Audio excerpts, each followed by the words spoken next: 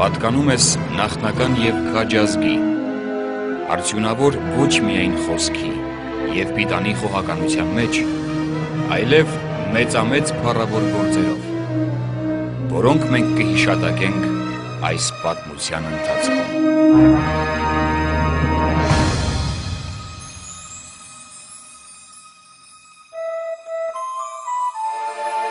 Հայոց պատմության ընթացքում գոյություն են ունեցել մի քանի աշխարհակալություններ։ Դեռևս Քրիստոսից առաջ 27-26-րդ դարերում հայկական լեռնաշխարհի մշակույթը տարածվում է շատ մեծ հեռավորությամբ։ Հարավում այն հասնում է Սիրիա և Պալեստին, հյուսիսում հասնում է մինչև Հյուսիսային Կովկաս։ Այնուհետև Քրիստոսից առաջ 23-22-րդ դարերում հայկական լեռնաշխարհի 17 երկրների համադաշտությունը իշխում է ողջ առաջավոր Ասիայի վրա և այդ իշխանությունը տևում է շուրջ 100 տարի։ Քրիստոսից առաջ 8-րդ դարի առաջին կեսին Արգիշտի առաջինի և Սարդուրի երկրորդի օրոք շուրջ 50 տարի Վանի թագավորությունը դառնում է առաջավոր Ասիայի գերիշխան տերությունը, այնուհետև Տիգրանյան աշխարհակալությունը և ի վերջո Բագրատունյաց հայոց թագավորության ժամանակաշրջանում հայոց արքաների իշխանությունը բացի Բուն Հայաստանից տարածվում է Վրաստանի, Աղվանքի, Աբխազիայի վրա, հասնելով հայկական Տավրոսից մինչև Մեծ Կովկասի լեռները։ Այս ամբողջի մեջ սակայն մեր ժողովրդի հիշողության մեջ հատկապես տպավորված է Տիգրան Մեծի աշխարհակալությունը ծովից ծով Հայաստանի մտապատկերով։ Ինչու է այդպես։ Հասկանալու համար այս հարցի պատասխանը անդրադարձ կատարենք Տիգրանյան դարաշրջանի իրադարձություններին։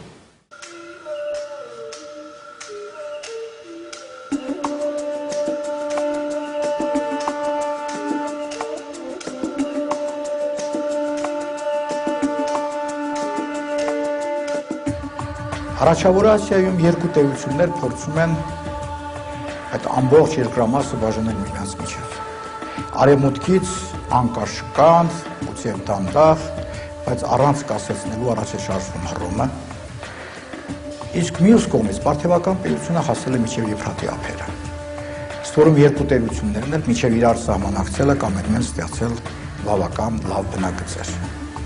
Եվ այդ պայմաններում հայտնվում են երկու տերություններ, որոնք պատրաստ են ձեռնոց նետելու Հռոմին և Պարթևական պետությանը։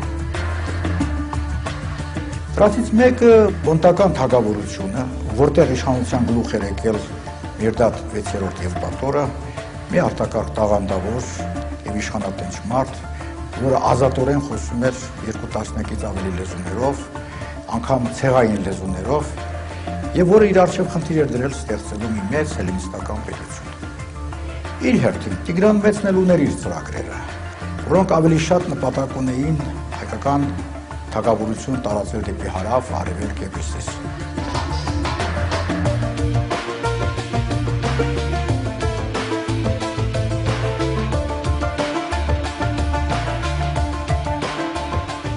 Երբ Տիգրան Մեծը, որը գտնվում էր Պարթևական արքունիքում և սովորաբար ընդունված է ասել, թե պատանդ էր, նաև բոլոր հիմքերը կան կարծել, որ մի փոքր այլ էր նրա կացությունը, երբ պիտի վերադառնար Հայաստան, որպեսզի թագավորական գահը շարժանգեր, պարզվեց, որ այդպես հեշտությամբ չի կարող վերադառնալ։ Պարթևական արքունիքը նրանից պահանջեց 70 հովիտներ, որոնք ժամանակին Արտաշես առաջին թագավորը գրավել էր մարերից և որոնք ներկայացնում են 3 երկրամասեր՝ Կասպիենե կասպ, Փավնիտիս մարդպետական և Բասորոպեդե պարսկահայք։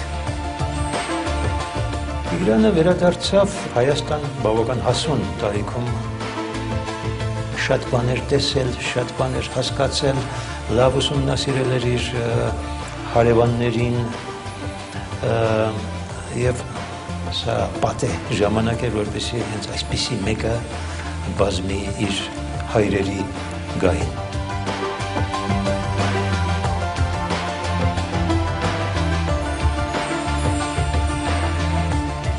Պատանդությունից վերադառնալով 45-ամյա Տիգրանը թագադրվեց մի վայրում, որը ոչ երկրի մայրաքաղաքն էր, ոչ էլ երկրի հոգևոր կենտրոնը։ Դա այն վայրն էր, որտեղ իր թագադրությունից շուրջ 2 տասնամյակ անց Տիգրանը պետք է կառուցեր իր աշխարհակալության նոր մայրաքաղաք Տիգրանակերտը։ Իսկ դա նշանակում է, որ մինչև Հայաստան մտնելը Տիգրանը արդեն իսկ իր մտապատկերում ուներ ծրագրած մեծ տերությունը, ուներ մեծ տերության սահմանների ուրվագիծը, որի կենտրոնական շրջանում էլ հետագայում պիտի կառուցեր մեծ մայրաքաղաք։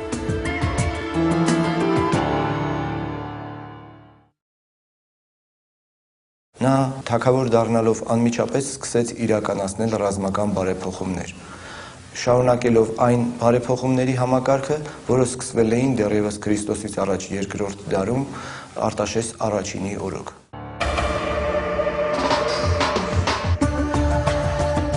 Նա առաջին շեշտը դրեց բանակի հարվածային հնարավորությունները մեծացնելու վրա, որի համար ստեղծվեց ծանրազեն զրահավոր հեծելազոր։ Տիգրանը աչքաթող չէր անում հետևակը, ի տարբերություն պարթևների, որոնց մոտ որպես կանոն հետևակը ստորադասվում էր հեծելազորի գործողությունների, եւ հակառակը, ի տարբերություն հռոմեացիների, որտեղ հետևակը փաստորեն ամբողջ խնդիրը լուծում էր հեծելազորին աննշան խնդիրներ թողնելով։ Լեռներում եւ հեծելազորի համար մեծ ազատ գործելու տարածություններ չկային։ Հետևակի գործողությունները շատ կարևոր էին, որտեղ կտրտված տեղանքում միակ զորատեսակը, որ ի վիճակի էր լինում ամբողջ ուժով մարդ վարել եւ ամբողջ ճակատամարտի ընթացքում, դա հետևակն էր։ Բնական էր, որ լեռնային տեղանքում հայկական լեռնաշխարհում, իրանական բարձրավանդակում եւ հիմնական այն տարածություններում, որտեղ նախատեսում էր վճռական բախումը հակառակորդի հետ, Տիգրանը պետք էր հետևակ, մարտունակ հետևակ, որ ի վիճակի լիներ իր վրա վերցնել ամբողջ մարտի ծանրաբեռնվածությունը։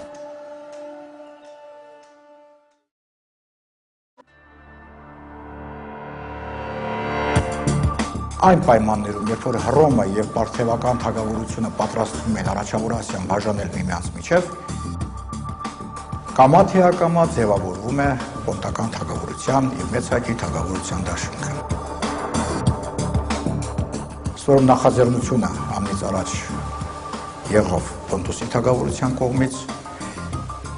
այն բանից հետո, երբ Տիգրան մեծը համոզվելով, որ ծոփած թագավորությունը հայկական թագավորություններից մեկը այլևս ի վիճակի չի որպես առանձին թագավորություն գոյատևելու եւ անհրաժեշտ է հայկական հողերի հավաքման այդ գործընթացում այն միավորել Մեծ Հայքի թագավորությանը,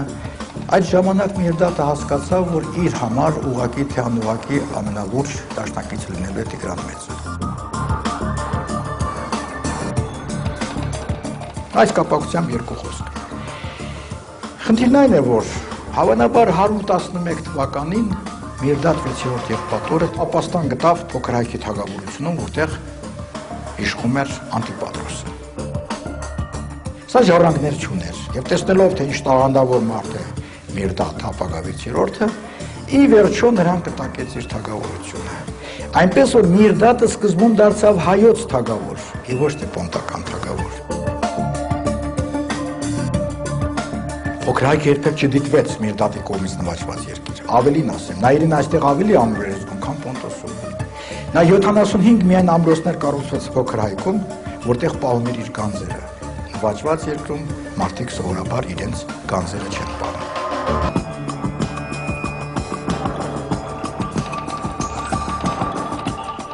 Այն հանգամանքը, որ Միրդատը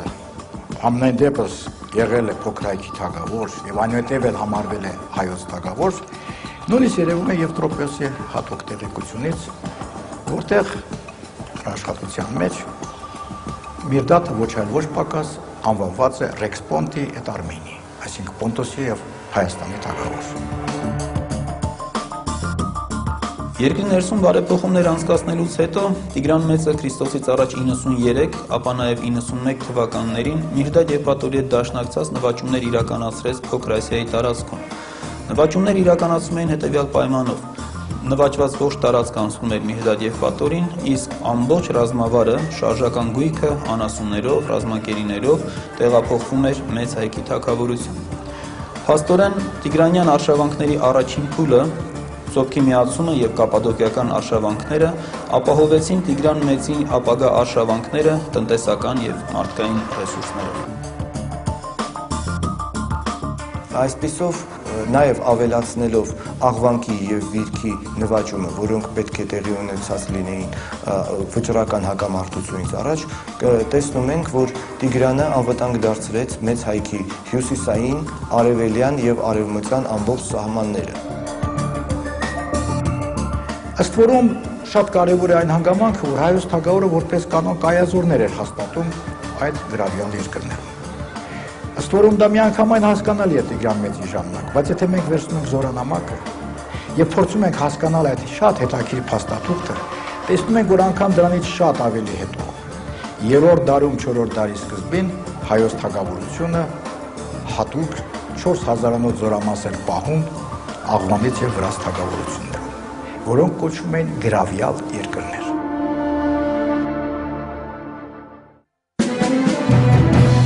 Քրիստոսից առաջ 87 թվականի հուլիս-օգոստոս ամիսներին շուրջ 1 ամիս տևողությամբ Հայաստանի երկնակամարում երևաց գիսավոր աստղ, որն այսօրվա գիտության մեջ ընդունված է կոչել Հալեի գիսավոր։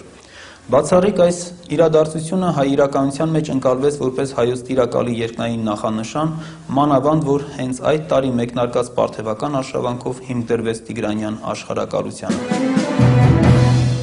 Մեզ են հասել մի քանի տասնյակ դրամներ, որոնց վրա Տիգրանի թագին ավանդական ութաթև աստղի եւ երկու արծիվների փոխարեն տեղ է գտել գիսավոր աստղը, հայոց տիրակալի հաջողության երկնային նախանշանը։ Իդեպ վերջին անգամ Հալեի գիսավորը Հայաստանի երկնակամարում երևաց Ղարաբաղյան շարժման նախօրյակին։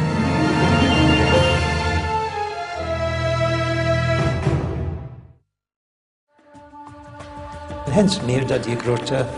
վախճանվում է եւ նրան պետք է հաջորդեր նրա ազգականներից մեկը Ապստամբ Գոտարզը, որը մոտ 3-4 տարի անջատել էր Միջատգետքը պարթևական կայսրությունից, Տիգրան մեծը անհապաղ անցավ գործողության եւ հարվածեց հենց Միջագետքին։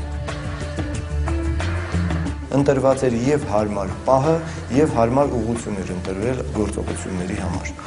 Հարձակման պահը հարմար էր, որովհետև պարթևական տերությունում սկիզբ էին առել երկպառակտչական պատերազմներ, որոնք զգալիորեն հյուծել էին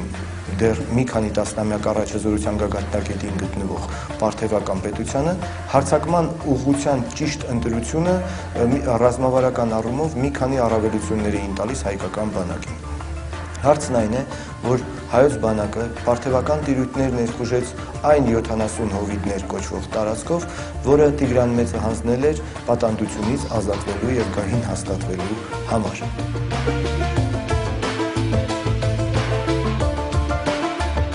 Պարթևական թագավորությունը պիտի ասել այդ ժամանակ Առաջորասիայի երկրորդ զորուժն էր։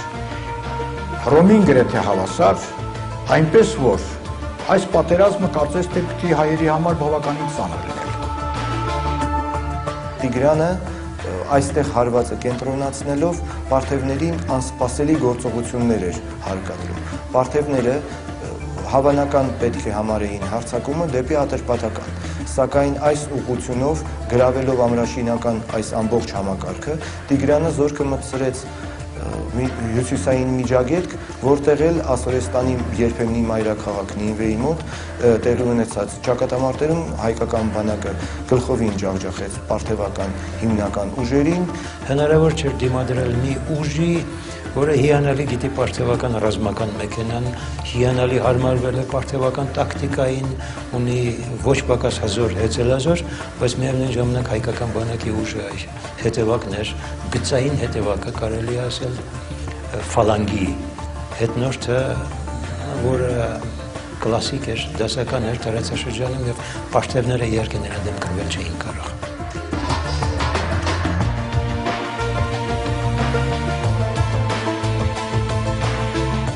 Դեպի հարավ շարժվելուց հետո հայկական բանակը կտրուկ շրջում է իր հարձակման ուղղությունը եւ շարժվում դեպի արևելք, որով սպառնալիք էր ստեղծվում Ատրպատականի թագավորության եւ պարթևական տերության հիմնական մասի կոմունիկացիոն ուղիների վրա։ Եվ այնուհետև մուտք գործեցին դեպի Մեծ Մարաստան, մոտեցան մինչև Էկբատանը, որը պարթևական թագավորների ամառային նստավայրն էր, ավերեցին եւ հրկիզեցին Ադրաբանա կոչվող ամրոցը եւ պարթևական թագավորությունը այլևս այլ ելք չտեսնելով ստիպված եղավ կնքել խիստ ծանր պայմանագիր։ Այս պատերազմի ամենակարևոր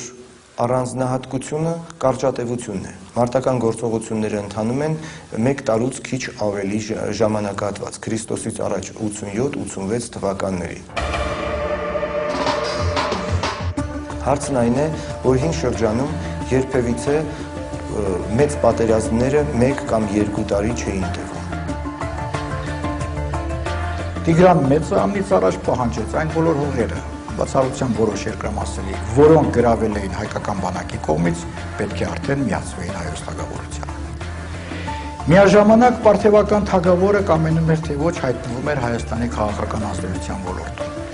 Եվ դրա ամենավառ արտահայտություններից մեկը այն էր, որ պարթևական թագավորը համաձայնվում էր Հայոց թագավորին զիջելու արքայից արքատիտղոսը, բավարարվելով միայն արքատիտղոսով։ Ըստ որում սա դեռ մեն արտաքին կողմն էր, որտեղ հետագա դեպքերը ցույց տվեցին, որ Տիգրան Մեծի հաղթանակը բավականին մեծ փոփոխություններ առաջ բերեց պարթևական թագավորության մեջ։ Շուտով այնտեղ հայտնվեց մի նոր թագավորություն Խարակենի անունով, այնտեղ Էլևիմայիսը։ Եվ այս բոլորի հետևանքով ստացվեց, որ այլևս պարթևական թագավորությունը պարզապես ի վիճակի չի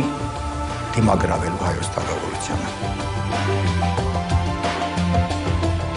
Տիգրանը փոփոխական բախտ է ունեցել, քանզի նա սկզբում պատանդ է եղել պարթևների մոտ, այնուհետև պարթևները որպես վարձ ստանալով 70 հովիտ Հայաստանից նրան վերադարձնում են։ Նա հզորանալով, թե այդ վայրերը ետ վերցրեց, թե նվաճեց նրանց երկիրը։ Փաստորեն Տիգրան Մեծը մի քանի տարվա ընթացքում արքայից արքա դառնալով դարձավ բոլորովին նոր որակի մի գահակալ ամենահզոր առաջավոր Ասիայում, իսկ Հայաստանը դարձավ մի միջուկ, որի շուրջ տարածվում էին ֆեդերատիվ, կոնֆեդերատիվ հիմունքներով զանազան երկրներ, թագավորներ, դինաստներ, որոնք հասնում էին մինչև Արարատյան լիճ եւ մինչև Ինդոս գետի ավազանը, մինչև Պարսից ծոց։ Դրանից հետո Հայոց թագավորություն ծավալվում է հյուսային Միջագետքում, աշնանաբար գրավում է Օսրոյենեն, գրավում են Կորդված թագավորությունը, որտեղ իշխում էր Զարբիևնոսը, որ հետագայում դավաճանեց Հայոց թագավորին, այնուհետև գրավում են Կոմագենեն եւ պատրաստվում են գրավելու Սելևկյան պետությունը, որ ինչ որ ժամանակ նույնիսկ դիրապետություններ հաստատել Հայաստանում։ Կոմագենեի Հայոց թագավորությունը, ուր իշխում էր Երվանդական դինաստիայի միջուկը, կամովին ընդունեց Տիգրանի գերիշխանությունը։ Քրիստոսից առաջ 70 թվականին գահ բարձրացած Անտիոքոս Երվանդունին, որը կառուցեց աշխարհահռչակ Նեմրութի սրբավայրը, կրում է հենց Տիգրանյան թագը։ Այս թագը, որ գիտության մեջ հայտնի է հայկական կամ Տիգրանյան թագ անունով, տեղ գտավ նաև Կոմագենեի թագավորության դրամների վրա։ Կոմագենեի Հայոց թագավորությունը Քրիստոսից առաջ 66 թվականին անցավ Հռոմի գերիշխանության տակ եւ գոյատևեց մինչեւ Քրիստոսի ծննդյան 72 թվականը։ Տիգրան Մեծի քաղաքական, տնտեսական ծրագրերի մեջ մտնում էր մերձավոր արևելքի միավորումը մի պետական համակարգի մեջ։ Այս ճանապարհին անհրաժեշտ էր նվաճել հաջորդ խոշոր տերությունը, դա Սելևկյան տերությունն էր։ Պիտի ասել, որ ասորիքի, որը փաստորեն Սելևկյան պետության միջուկն էր, գրավումը կատարվեց այնքան հետաքրքիր եւ այնքան խաղաղ ձևով, որ նույնիսկ զարմացրել է ուսումնասիրողներին։ Խնդիրն այն է, որ այդ պետությունը ծվատվում էր ներքին հակասություններից, քաղաքական կռիվներից թուլացած, այժմ ժողովուրդը ավելի շատ մտածում էր, թե ում ենթարկվի։ Այլևս չէր մտածում սեփական քաղաքալներին ենթարկվելու մասին, այլ մտածում էր, թե ում հրավիրի։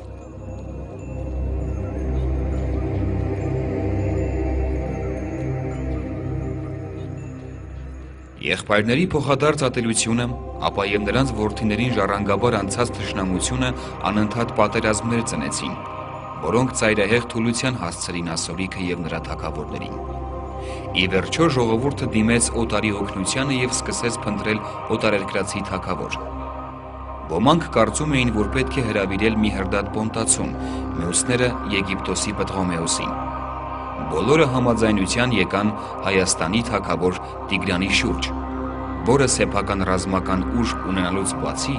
Պարթևների թագավորության դաշնակիցն էր եւ Միհրդատի խնամին։ Եվ այսպես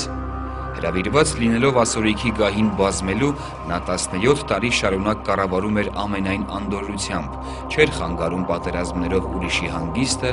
եւ ոչ ոք նրան չէր հանգստացնում։ Տիգրան Մեծը անցավ Եփրատը, մուտք գործեց Անտիոխ եւ պիտի ասել այս ամեն անցավ շատ խաղաղ, որտեղ ինքը ասորիքը շահագրգռված էր ցամաքային առևտրի մեջ եւ բնականաբար Տիգրանը, որ ցամաքային առևտրի ճանապարհները ամբողջությամբ վերցել էր իր ձեռքը, վերահսկում էր բոլոր կարևոր զարկերակներին, նրանց համար ընդունելի տարբերակ էր։ Փաստորեն մենք գործ ունենք հին աշխարհում չլսված մի համակարգի հետ, երբ նվաճվող կողմը խնդրում է նվաճողին, որպեսզի նա տիրապետություն հաստատի իր տարածքում։ Առաջին հայացքից Տիգրան Մեծը չէր կարող հավակնել Սելևկյանների գահի փրկչի իր դերին, որովհետև նա նախ հելենական ինչ-որ թագավորական տան ներկայացուցիչ չէր, իսկ դա այս շրջանում շատ կարևոր պետք է լիներ, եւ երկրորդ էթնիկ ընդհանրություններ չուներ ասորիքի հիմնական բնակչության հետ։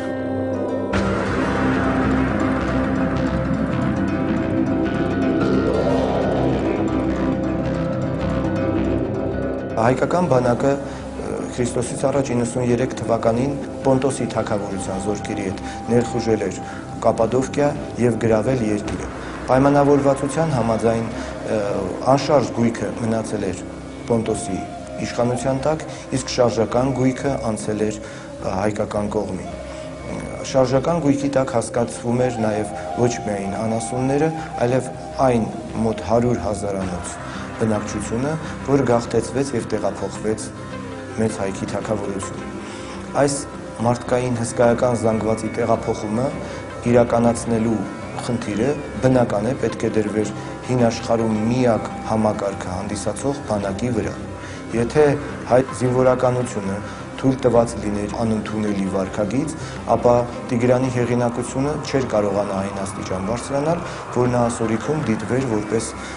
Սելևկյանների գահին փոխարինելու հավանական թեկնածու։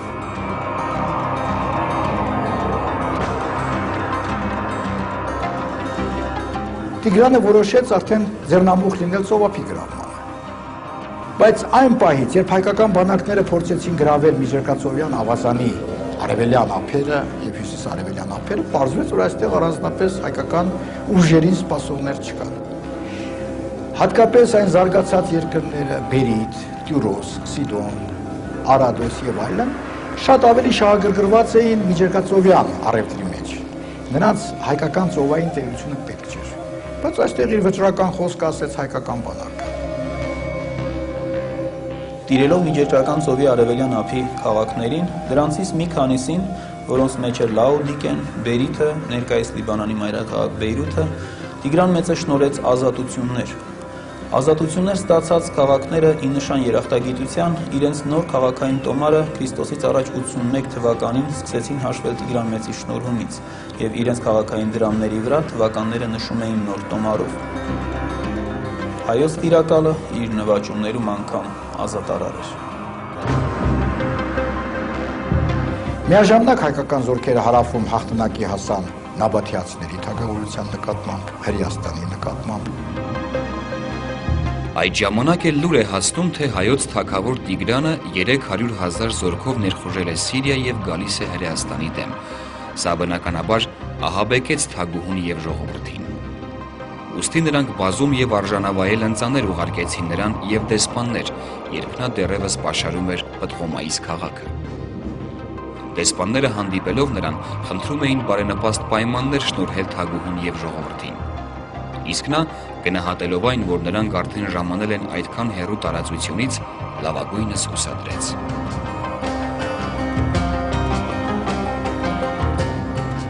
Միաժամանակ հայոց թագավորին փաստորեն ենթարկվեցին, թեկուզ դաշնակից կոչվելով Պարսից ծոցի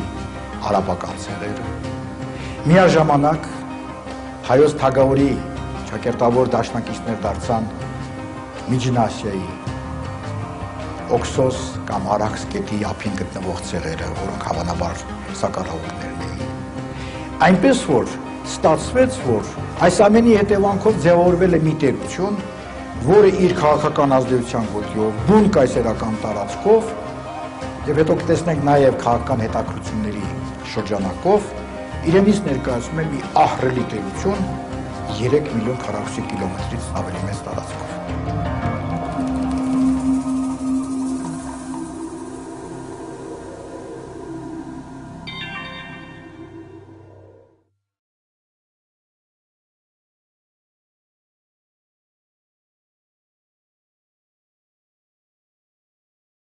Երբ Տիգրանը նոր միայն սկսում էր,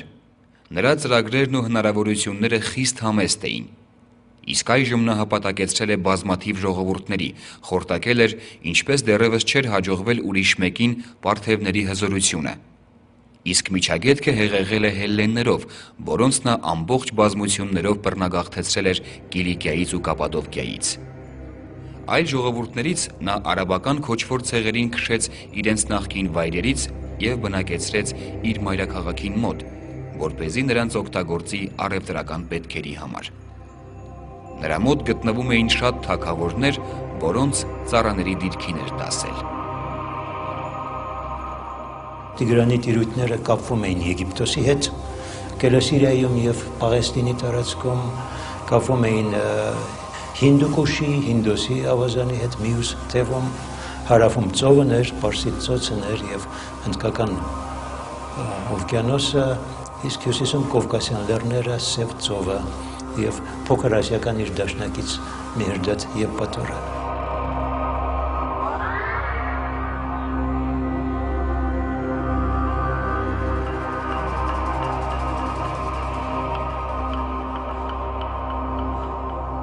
Դեռևս ժամանակին Մեհրդադ Եվպատորը փորձել է իր քաղաքական ազդեցությունը հաստատել Եգիպտոսում, այնուհետև էստաֆետը մի տեսակ վերցրեց Տիգրան Մեծը եւ վերջո կարողացավ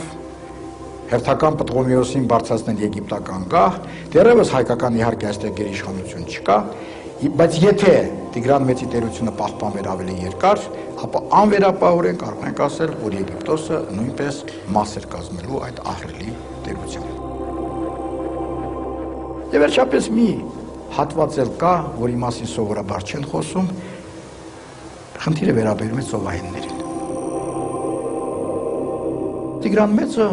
կարողացավ իր ազդեցության տակ առնել Միջերկածովյան ավազանի ծովահեններին, որոնք հաստատվել են Կապադովկիայի տարածքում, տարածվել են դեպի արևմուտք։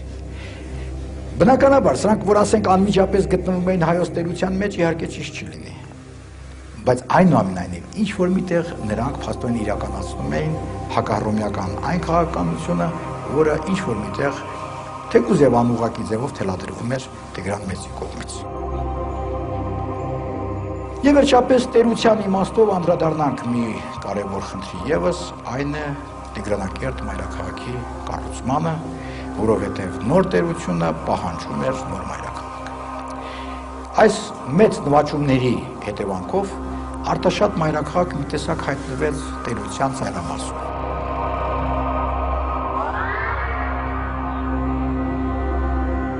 Տիգրան Մեծի երկրորդ մայրաքաղաքը սկսած Քրիստոսից առաջ 83 թվականից Անտիոքն էր, Սելևկյանների մայրաքաղաքը, որը գտնվում էր Հայոց հողից դուրս։ Սակայն Տիգրան Մեծը ոչ Անտիոքը, ոչ էլ նվաճված տարածքներում գտնվող որևէ այլ քաղաք չէր էլ պատրաստվում դարձնելու իր գլխավոր մայրաքաղաքը, քանի որ հայրենապաշտ տիրակալը չէր կարող իր գլխավոր տունը կառուցել օտար հողում։ Եվ նոր մայրաքաղաքը կառուցվեց այնտեղ, որտեղ Քրիստոսից առաջ 95 թվականին թագադրվել էր Մեծն Տիգրանը։ Նա քաղաքը շրջապատեց 50 կանգուն բարձրության պարսպով, որի հաստության մեջ կային ձիերի բազմաթիվ ախոռներ։ Քաղաքի արվարձանում նա կառուցեց պալատ, ընդարձակ զբոսայգիներով, որսատեղերով և լճերով։ Մերձակայքում նա բարձրացրեց նաև հզոր մի բերդ։ Կառուցվեց այն ժամանակվա աշխարհի մեծագույն քաղաքներից մեկը, որի միայն պարիսպներն ունեին 50 կանգուն, այսինքն 25 մետր բարձրություն։ Ժամանակակից չափերով արտահայտված, պարիսպներն ունեին 8 հարկանի շենքի բարձրություն։ Տիգրանակերտը լի էր գանձերով, շքեղ կառույցներով և աստվածներին նվիրաբերված թանկարժեք ընծաներով, քանզի մասնավոր անձինք և մեծատոհմիկները հանուն թագավորի նկատմամբ տածած սիրո և հարգանքի միմյանց հետ մրցում էին քաղաքի շենության ու ընդարձակման համար։ Որն է տարբերությունը Տիգրան Մեծի փաստորեն քաղաքացիական շրջանի քաղաքաշինության կամ օրինակների։ Այստեղ զարմանալիորեն մենք տեսնում ենք երկ-քաղաք հասկացության առաջացումը։ Հայտնի է, որ Տիգրան Մեծը նոր մայրաքաղաք Տիգրանակերտը Արքունի պողոտայով կամ ճանապարհով կապեց արդեն գոյություն ունեցող մայրաքաղաքին։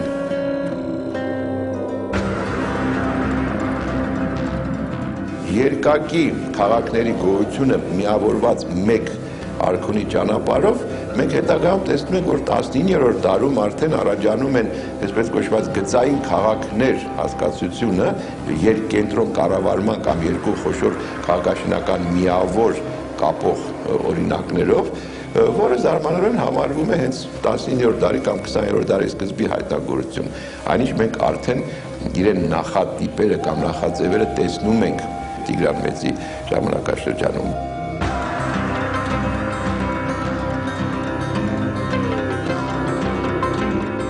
Հայտնի է, որ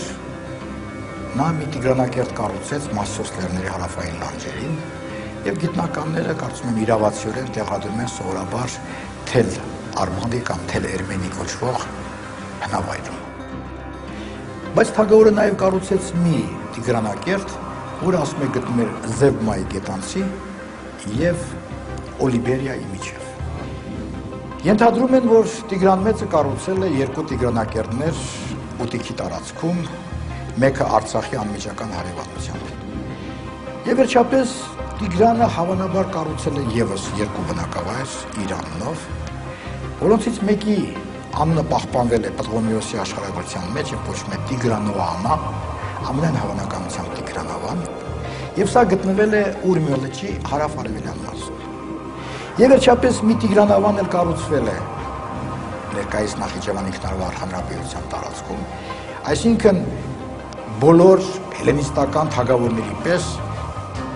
Տիգրան Մեծը, որը փաստորեն հասել էր միահեծան իշխանության,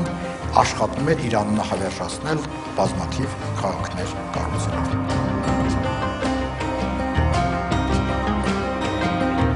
Հին մայրաքաղաք էր նաև պաշտամունքային կենտրոն լինելով, բայց Տիգրանակերտում չգնաց պաշտամունքային ֆունկցիան, այնտեղ գնաց միայն կառավարչական ֆունկցիան։ Այսինքն մեծ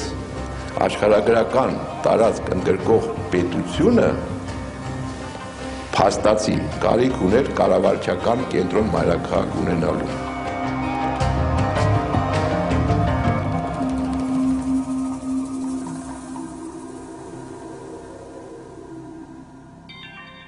Տիգրան Մեծի տերությունը իր պետական կառուցվածքով իհարկե բնականաբար տարբերվում էր մինչ այդ մեծ հայքի թագավորության պետական կառուցվածքից եւ նաեւ իրենից հետո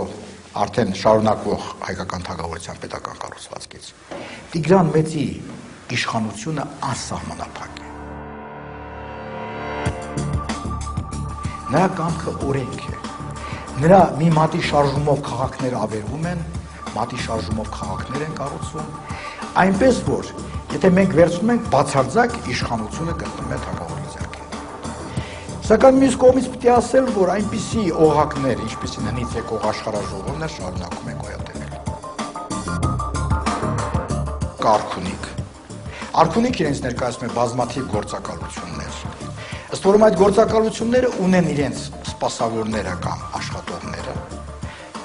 Դժբախտաբար մենք չգիտենք ինչպիսին էր Տիգրան Մեծի ժամանակ, բայց գիտենք, որ Արշակ II-ի ժամանակ միայն երբ որ ճաշի էին նստում, 900 մարդ այդ գործակալությունների աշխատողներից նստում էին ճաշի, չհաշված ովքեր ոտքի վրա էին անցկացնում ճաշը։ Ինչ վերաբերում է արդեն գործակալություններին,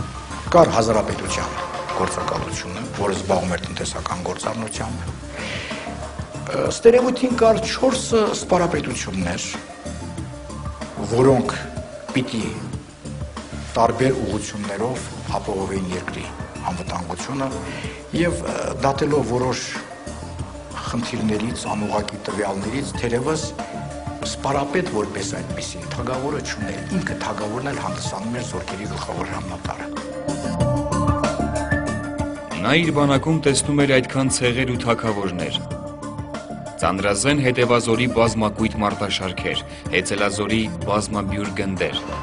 Իրավի, նա ուներ 200,000 պարսավորներ և աղեղնավորներ, 55,000 այրուձի, որից 17,000-ը զրահավորված էր։ Թվական այս տվյալը բերվում է սենատին հղված Լուկուլոսի զեկույցից։ 150,000 ծանրազեն հետևազոր, տարբեր թվականակ ունեցող զորատեսակներում դասավորված։ Այս ամենին գումարած 35,000 սակրավորներ, որոնք զբաղված էին ճանապարհներ անցկացնելով, կամուրջներ կառուցելով, գետերի մաքրմամբ, փայտահատությամբ և այլ կարգի աշխատանքներով,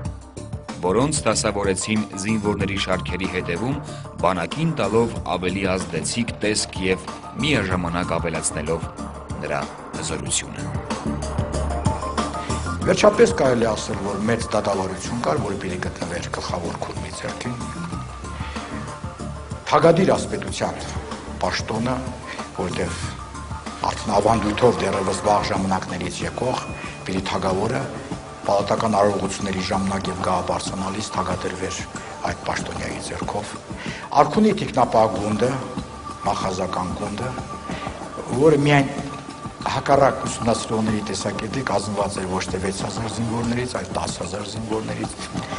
եւ այդ բանը կարելի է պարզել զորանամակի տվյալներով։ Կային անշուշտ այլ, ասենք թե պաշտոններ են, որոնց մասին զուտ կարելի է կռահել, ասենք թե սուրհանդակապետ,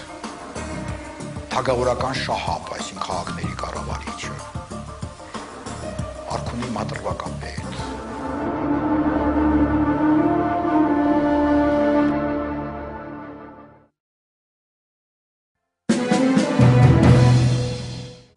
Քրիստոսից առաջ 73-ից 71 թվականներին տեղի ունեցավ Միհդադյան երրորդ պատերազմը, որում Միհդադ Եվպատորը պարտություն կրեց հռոմեական զորքերից։ Պարտված Միհդադ Եվպատորը փախուստի դիմեց և ապաստան գտավ Հայաստանում։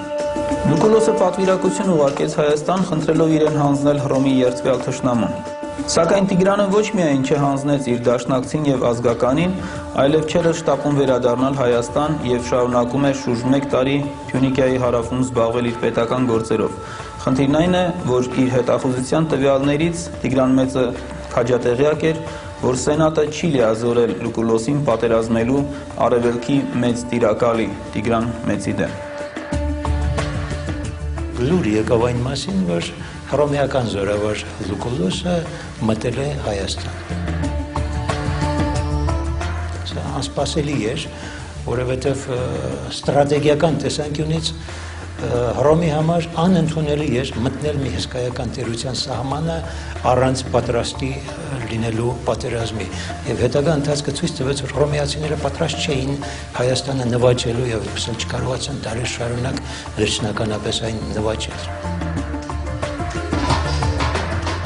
Կարճ ուղղակի անդրադառնամ բուն դեպքերին, ինչպես նրանք վերականգնված են։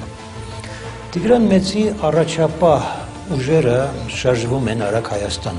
լուր ստանալով հռոմեացիների ներխուժման մասին, քանի որ սա անսպասելի էր եւ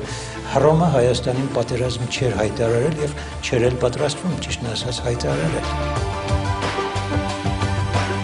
Երբ Տիգրան Մեծը 6000-անոց թիկնապահ գնդով հասավ Հայաստան, Տիգրանակերտ մայրաքաղաքը պաշարված էր։ Այդ թիկնապահ գնդի մի մասը կատարեց հատուկ նշանակության մի գործողություն։ Փոքրաթիվ այս զորագունդը կարողացավ կատարել հերոսական մի քայլ։ Նա ճեղքեց հռոմեական բանակի պաշարումը, մտավ մայրաքաղաք եւ այնտեղից կարողացավ անվտանգ դուրս բերել թագուհուն, կանանոցը եւ արքայական գանձարանը։ Այս դեպքերը ցույց են տալիս, թե որքան ծիծաղելի են հռոմեացի պատմիչների տեղեկությունները Տիգրանակերտի ճակատամարտի մասին, որը տեղի ունեցավ դրանից քիչ անց Քրիստոսից առաջ 69 թվականի հոկտեմբերի 6-ին։ Առաջին ընդհարման ժամանակ հայկական բանակը անհաջողություն կրեց։ Լուկուլոսին սպասում էր երկրորդ հաջողությունը, որը սակայն պետք է լիներ նրա վերջին հաջողությունը այս պատերազմում։ Տիգրանակերտում գտնվող հույն վարձկանները դավաճանաբար բացեցին դարպասները։ Մեծ մայրաքաղաքի անկման այս պատմությունը դաս է հետագա սերունդներից համար, որ երբեք չի կարելի հույսը դնել օտար զինվորի վրա։ Լուկուլոսը որոշեց շարունակել առաջխաղացումը։ Ճանապարհին Տիգրանը սկսեց կիրառել հանկարծակի հարձակումների մարտավարություն։ Հայկական հեծելազորը, որի գլուխն անցել էր Տիգրանը, հանկարծակի գրոհներով հակառակորդի համար անսպասելի վայրերում էականորեն կաշկանդել էր հռոմեական բանակի գործողությունները։ Հռոմեացիները չէին կարողանում պատկերացնել, թե արագաշարժ հայկական այրուձին որ կողմից կարող է հարվածել։ Հռոմեական հետախուզությունը չէր կարողանում կողմնորոշվել հակառակորդի իրական գտնվելու վայրի մասին։ Այդ է պատճառը, որ Արածանին այնուամենայնիվ գետանցել որոշելով Լուկուլոսը սկսում է գործողություններ, որի արդյունքը Արածանի ճակատամարտն է։ Արածանի ճակատամարտում հռոմեական բանակը խայտառակ պարտություն կրեց։ Հռոմեական պատմիչներն իհարկե դա չեն ներկայացնում որպես պարտություն, այլ իբր հռոմեացի զինվորները կարոտել էին հայրենիքը եւ որոշեցին վերադառնալ հայրենիք։ Սա նույնքան ծիծաղելի է, որքան Տիգրանակերտի ճակատամարտում հռոմեացի 5 զոհի դիմաց հայերի տված 155,000 զոհը, մանավանդ որ դրանից շատ կարճ ժամանակ առաջ մենք տեսնում ենք, որ Տիգրան Մեծի 6000-անոց թիկնապահ զորքի ընդամենը մի մասը կարողացել էր 2 անգամ ջարդալ հռոմեացիներին եւ մայրաքաղաքից դուրս բերել Թակուհուն կանանոցը եւ արքայական գանձարանը։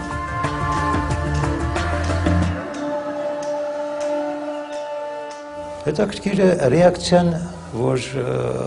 մենք ունենք հայկական իրականության մեջ, հայերը մեծ նշանակություն չեն տվել Լուկուլոսի արշավանքներին Հայաստան եւ խորենացին ուղղակի նկատում է, որ Վայկուն անունով մի ավազակ ուղղակի ասպատակում էր երկիրը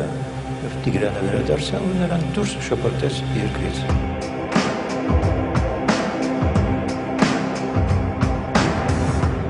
Հայաստանում կրած պարտության համար Լուկուլոսը պաշտոնան կարվեց եւ նրա փոխարեն արևելք ուղարկվեց Պոմպեոս զորավարը։ Քրիստոսից առաջ 67 թվականի վերջին եւ 66 թվականի սկզբին ստեղծվեցին երկու ռազմական խմբավորումներ։ Հռոմը եւ Պարթևստանը դաշին կնքեցին ընդդեմ Հայաստանի եւ Պոնտոսի։ 66 թվականի սկզբին ըստ պայմանավորվածության հռոմեական զորքերը Պոմպեոսի գլխավորությամբ արշավեցին Պոնտական թագավորության դեմ, իսկ պարթևական զորքերը արշավեցին դեպի Հայաստան։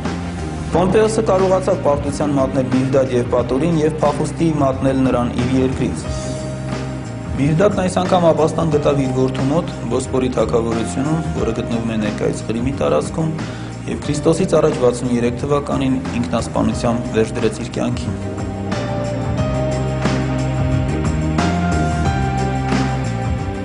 Մինչդեռ պարթևական զորքը, որը արշավել էր դեպի Արտաշատ, պարտություն կրեց եւ դուրս շպրտվեց Հայաստանից։ Սկսվեցին բանակցություններ։ Բանակցությունների ընթացքում հայկական կողմը զիջող չէր, որովհետև ըստ էության հայերը առայժմ հաղթող էին, եւ Տիգրան Մեծը նույնիսկ նվաճել էր Գալաթիայի մի մասը եւ ստեղծել էր մի հետաքրքիր բուֆերային գոտի ապագա հարձակումների ժամանակ թշնամու հարձակումը ավելի թուլացնելու ժամանակ շահելու համար։ Այդուհանդերձ Տիգրան Մեծը որոշեց գնալ զիջումների։ Խնդիրն այն է, որ իր դաշնակից Պոնտոսը լիովին նվաճվել էր եւ հայոց տիրակալը մնալ էր մենակ ընդդեմ Հռոմի եւ Պարթևստանի, փաստորեն միայնակ ընդդեմ ամբողջ աշխարհի։ Նա կարող էր շարունակել պատերազմը հանուն տիրակալի իր փառքի։ Չէ որ ընդամենը 1 տարի առաջ նա հաղթել էր Հռոմին Լուկուլոսյան պատերազմում, իսկ ամիսներ առաջ հերթական անգամ ջարդեր տվել պարթևներին։ Սակայն դրանով նա կարող էր վտանգել իր երկրի ապագան միայնակ մնալով ամբողջ աշխարհի առաջ։ Երբ կշեռքի նժարներին դրված էին տիրակալի իր փառքն ու հայրենիքի ապագան ու անվտանգությունը, Տիգրան Մեծն ընտրություն կատարեց հանուն հայրենիքի։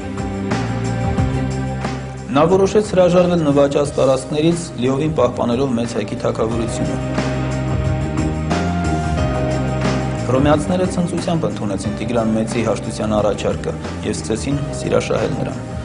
Չնայած հռոմեացի պատմիչների գոռոզամիտ արտահայտություններին, դա ակնհայտ է դառնում նաև այն փաստից, որ հյուսիսային Միջագետն ու կորդված աշխարհը պարթևահռոմեական նախնական համաձայնությամբ պետք է անցնեին Պարթևստանին,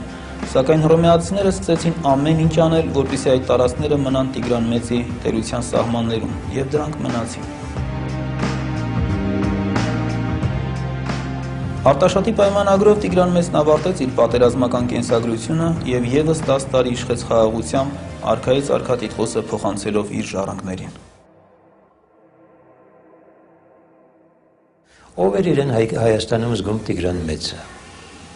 Տիգրան Մեծը ժառանգն էր հին արքայական հարստությունների դինաստիաների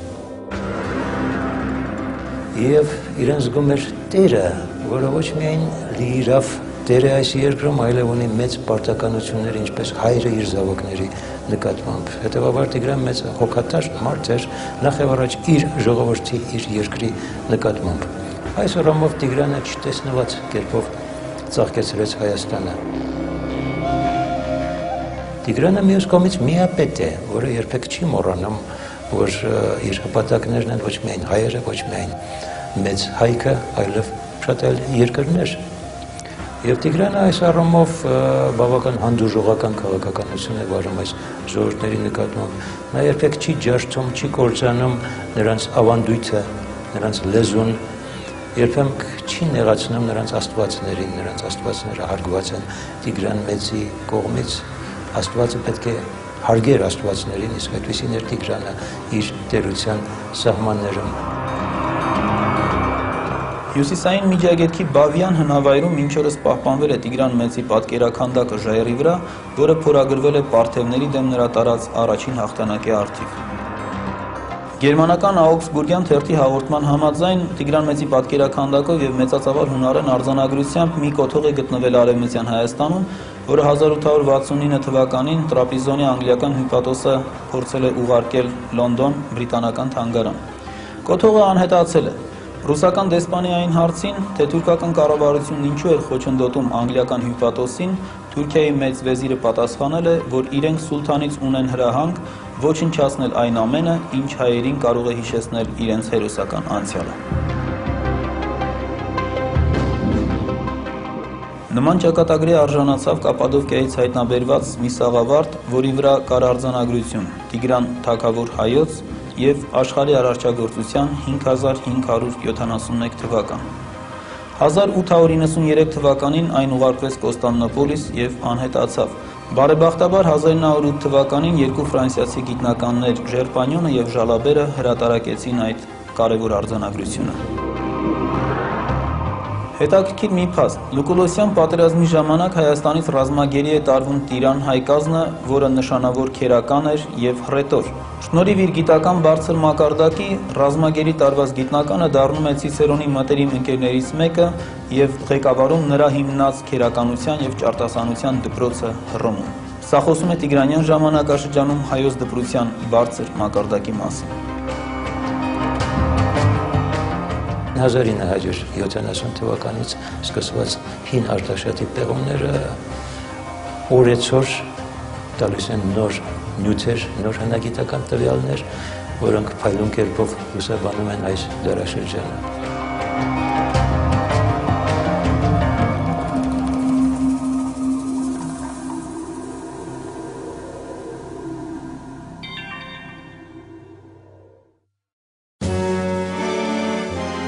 «1990-ից 94 թվականներին Տիգրանյան ոգով տոգորված հայ ազատամարտիկները ազատագրեցին Հայաստանի հյուսիսարևելյան մի շարք շրջաններ։ 2006 թվականին հայ հնագետները ազատագրված տարածքներում հայտնաբերեցին Արցախի Տիգրանակերտը։